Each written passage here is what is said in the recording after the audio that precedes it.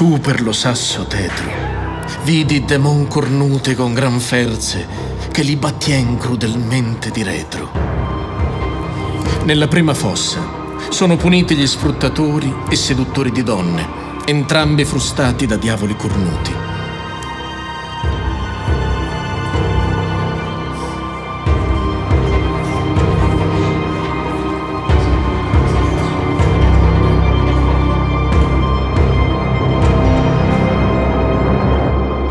O tu che l'occhio a terra gette, se le fazioni che porti non son false, venedico se tu caccia nemico, ma che ti mena a sì pungenti salse? Mal volentier lo dico, ma sforzami la tua chiara favella, che mi fa sovvenir del mondo antico. E fui colui che la ghisola bella condussi a far la voglia del marchese, come che suoni la sconcia novella. Via, ruffian, qui non son femmine da conio.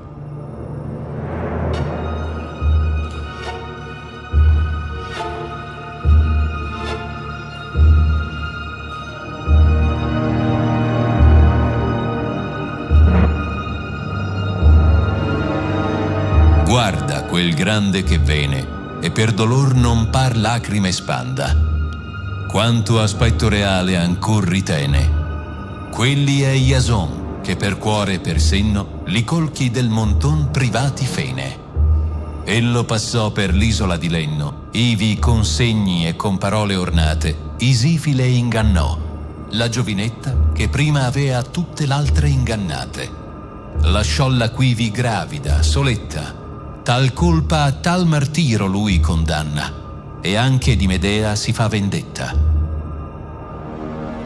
I due poeti giungono al punto in cui il ponte roccioso si congiunge all'argine della seconda bolgia.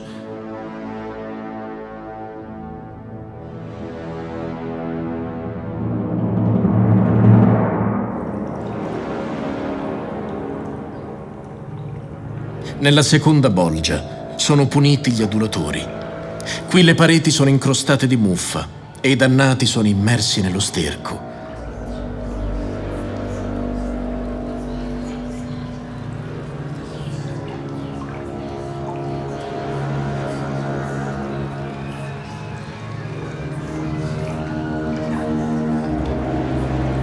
Tra loro Dante riconosce Alessio Interminelli che dice: perché se tu sei gordo vi riguardar più me che gli altri brutti? Perché se ben ricordo, già t'ho veduto coi capelli asciutti, e se Alessio Interminei da Lucca, però Which is why I notice you more than all the others. Qua giù m'hanno sommerso le lusinghe, ond'io non ebbi mai la lingua stucca. Fa che pinghe il viso un poco più avante, sì che la faccia ben con l'occhio attinghe di quella sozza e scapigliata fante che là si graffia con l'unghie merdose, e or s'accoscia, e ora è in piedi stante. Taide, la puttana che rispose al drudo suo quando disse: ho io grazie grandi a poté, anzi maravigliose, e quinci sian le nostre viste sazie.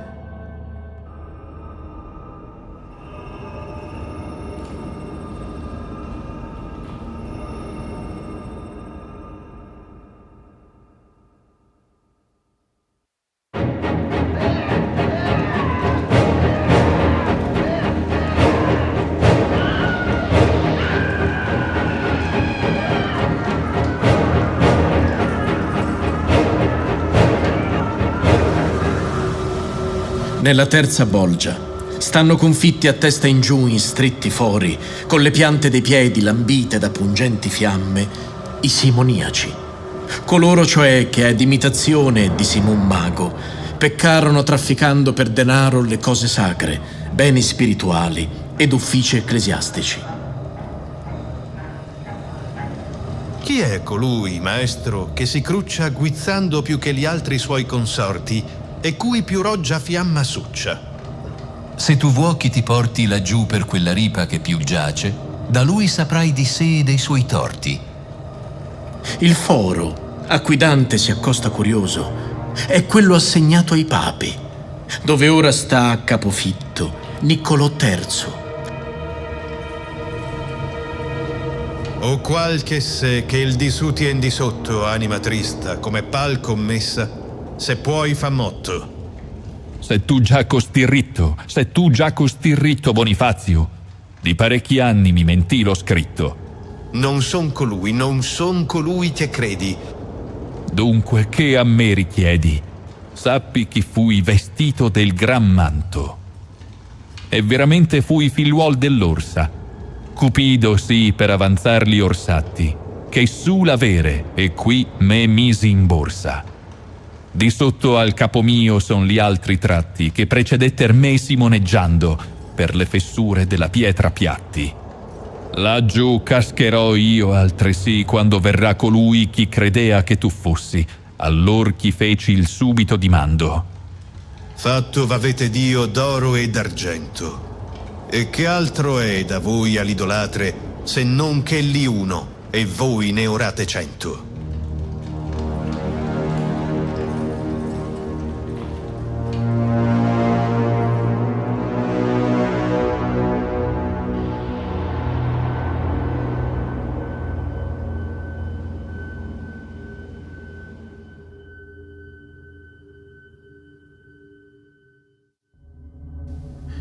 Nella quarta bolgia sono puniti gli indovini, i maghi ed astrologi.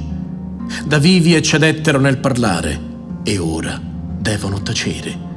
Corsero con la mente oltre il limite prefisso allo sguardo. Ora hanno il passo lento e legato. Spinsero innanzi gli occhi nell'illusione di penetrare il futuro e ora son costretti, con atroce stravolgimento di capo, a tenere il viso eternamente rivolto indietro.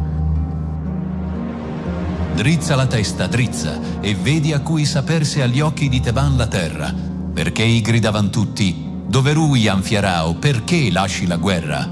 E non restò di ruinare a valle fino a Minos, che ciascheduno afferra. Vedi Tiresia, che mutò sembiante quando di maschio femmina divenne, cangiandosi le membra tutte quante.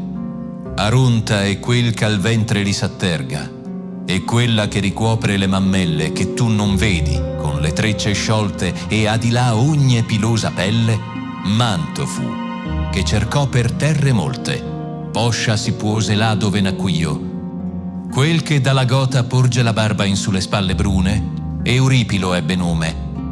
Quell'altro che ne fianchi è così poco, Michele Scotto fu, che veramente delle magiche frode seppe il gioco. Vedi Guido Bonatti, vedi Asdente, ch'avere inteso al cuoio e allo spago ora vorrebbe, ma tardi si pente.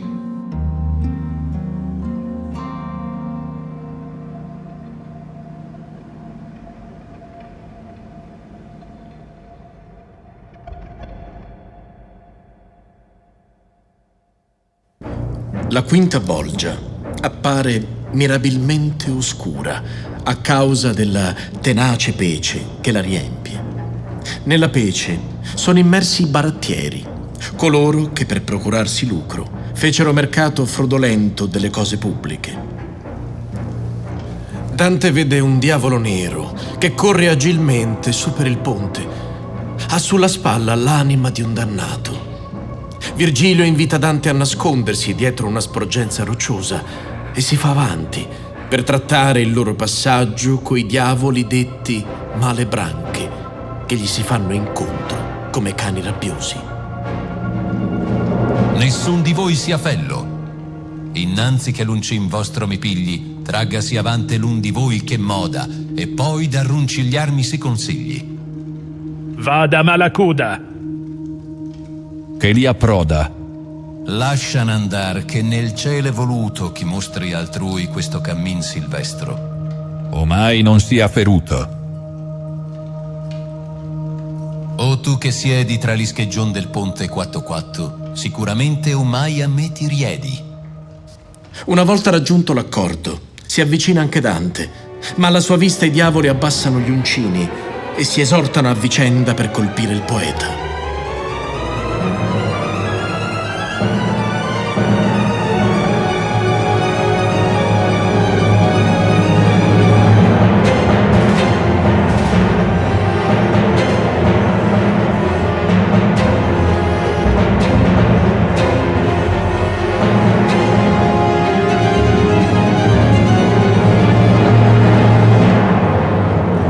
l'intervento del loro capo, Malacoda, li richiama all'ordine. Rivolgendosi ai due poeti, li informa che non possono procedere oltre, poiché il ponte roccioso che sovrasta la sesta bolgia è crollato il giorno della morte di Cristo. I due dovranno costeggiare l'argine della quinta bolgia fino a trovare un altro ponte intatto e propone ai due poeti di dare loro scorta dei diavoli per aiutarli ad attraversare la bolgia. Rati avante, Alichino e Calcabrina. E tu, Cagnazzo, e Barbariccia guidi la decina. Libicocco, Vegnoltre e Draghignazzo, Ciriatto, Sannuto e Graffiacane e Farfarello e Rubicante Pazzo. Cercate intorno le voglienti pane, costor sian salvi infino all'altro scheggio, che tutto intero va sovra le tane.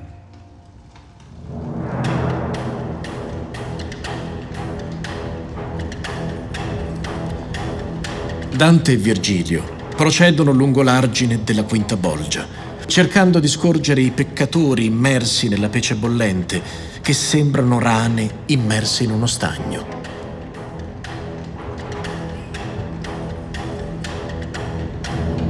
All'improvviso, uno dei diavoli uncina un peccatore e lo tira su come fosse una lontra.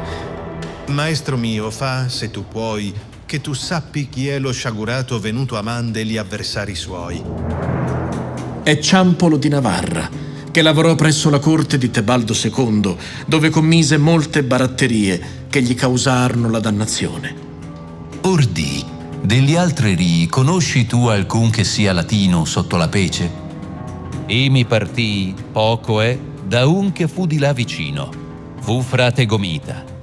Usa con esso donno Michel Zanche di Logodoro. E a dir di Sardegna, le lingue lor non si sentono stanche. Se voi volete vedere o udire, toschi o lombardi, io ne farò venire. Ma stie noi malebranche un poco in cesso, sicché non teman delle lor vendette. O di malizia che li ha pensata per gittarsi giuso. Se tu ti cali, io non ti verrò dietro di gualoppo, ma batterò sovra la pece l'ali. Lascisi il collo e sia la ripascudo a veder se tu sol più di noi vali. Appena sono poco distanti, ne approfitta per saltar via e immergersi nella pece. Questo fa infuriare i diavoli.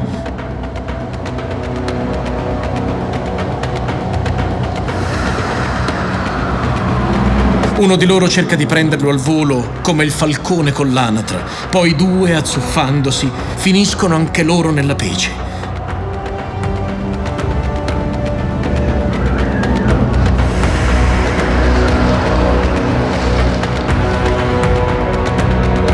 I due poeti approfittano della confusione per scappare lungo il pendio che porta alla sesta bolgia. I demoni li inseguono, ma non possono proseguire oltre.